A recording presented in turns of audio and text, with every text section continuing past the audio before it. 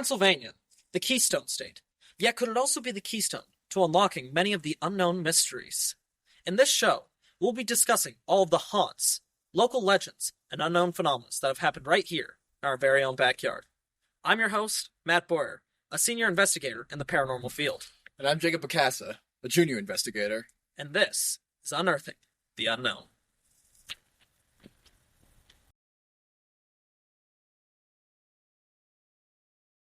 In 1846, Archabbot Boniface Wimmer founded St. Vincent Archabbey Monastery and College, here in Latrobe, Pennsylvania. A decade later, he and the other monks would found St. Vincent Gristmill, where our first story takes place. This is the story of Brother Majolus and the St. Vincent Gristmill. So, Jake, welcome to St. Vincent Gristmill. Oh, well, it's a pleasure to be here. It's a little cold and frankly a little dark and spooky for my liking, but hey, that's how we like it. Paranormal investigators want it to be dark, a little creepy, a little cold, but that's because it's great for working with spirit. Hey, you're the expert here, so I'll take your word as truth. But well, why don't you go ahead and get right into the story of Brother Majolus then? Brother Majolus Kreutinger was born Joseph Kreutinger in Germany. Comes to St. Vincent in 1854, the same year the Gristmill was founded. Becomes a monk under Archabbot Wimmer, and one of his jobs was that he was named one of the first 3 millers here at the Gristmill. Now, there were no other people, it was just the 3 of them that took care of doing all the work here of the Gristmill. Okay, have that group since expanded, or has the whole thing been discontinued? There's different millers that have gone over the years. To my knowledge, we only have one. That is nowadays. One main gristmill miller, who's the head of the gristmill. There are other workers that will be here to work the general store or help with some of the other stuff, but we do only have one monk that is known as the official miller. But initially, it was just 3 guys working. Well, they also just had it be all monks. There were no outsiders, members of the parish or anybody like that, helping to work down here. So it was just the 3 monks. Okay. Now, the story of Brother Majolus takes place in 1862, almost a decade after he arrived here. By this point, he has completely entered into the monastery, and what had happened was, he's doing his work for the day. The other 2 monks who were working here at the time finish up their work, go back up to the monastery for the day. Brother Majolus was running a little bit behind time, so he knew that he had to go up for Vespers and go up for dinner.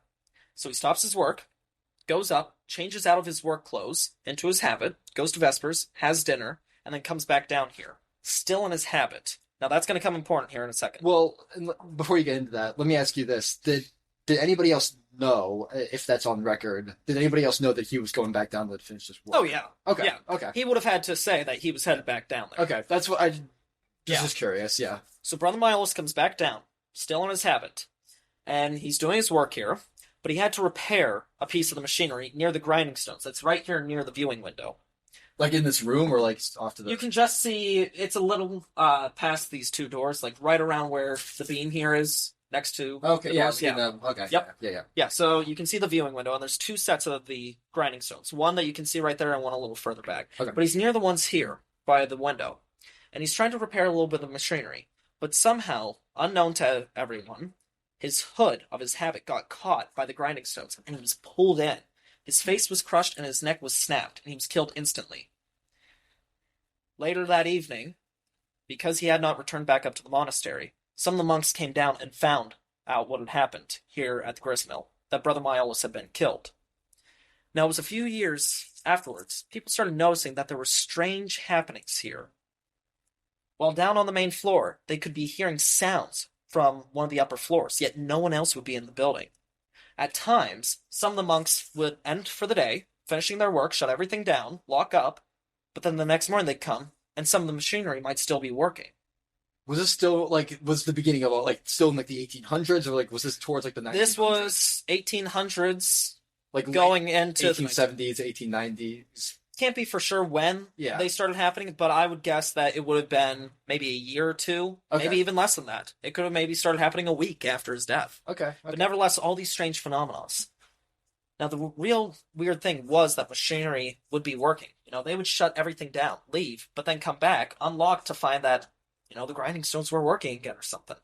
Now, it was believed that Brother Majolus, whose spirit still haunts this building, would be inside and he would be trying to finish the work that he had started back when he was alive. Now, the grinding stones, would they have been electric at that time, or like would that have come like later in time?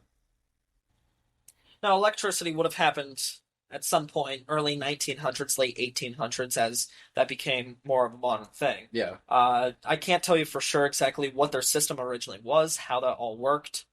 My guess is that there was some kind of main way for the grinding stones to be working, so you Yeah. don't have somebody actually having to. Well, because I would imagine that like, and I asked that because like in my mind, like back in the 1800s, this would have been like a physically like pushing on like or like No, manually like no. using like a. If you were to see them inside, that'd be a little bit more difficult for us to be able to Okay. do. Okay.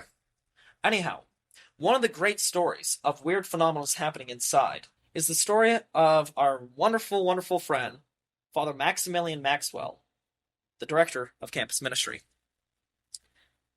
This was before he was actually Father Max. This is back when he was Brother Maximilian. He worked here at the gristmill, and what was happening is at the end of the day's work, he was told to sweep up and clean everything before locking up. Now, he decided to bring with him a little radio. Remember that for a second here.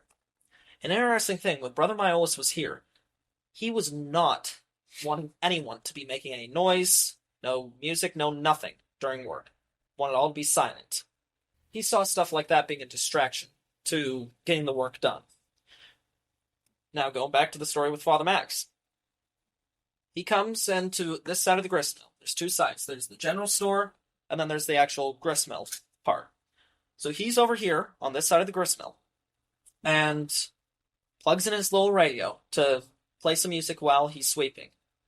But interestingly enough, when he tries to play music, the radio goes dead. And he finds out that actually every single plug, he tried a few different ones, every single outlet was dead.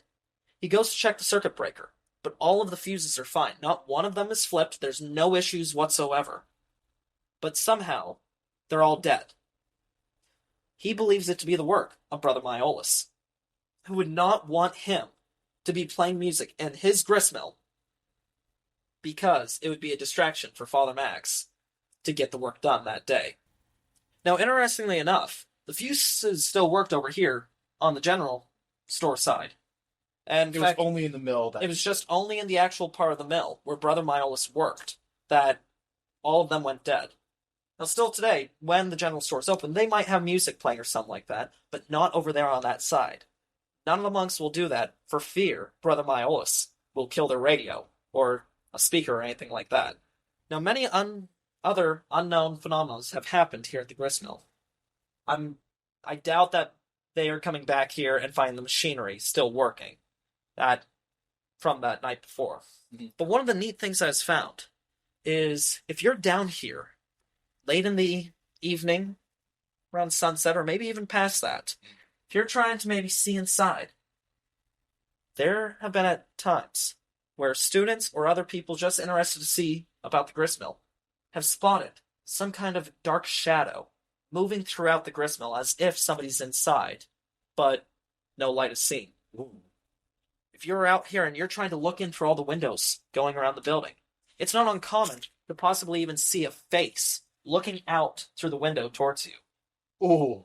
Now, very few descriptions can actually be given. It's more of like a silhouette, Yeah, just like or there isn't real true facial expression that I've been told people have seen when it's come to seeing a face from inside looking out. It's like if our shadows were like projected on the windows. In a way, yeah. Or a very faint Outline of a person. outline, or maybe kind of the I don't want to say like a grayish kind of color, like a faint gray or something, kind of a grayish black, like a charcoal or something. Almost something tangible, but not quite.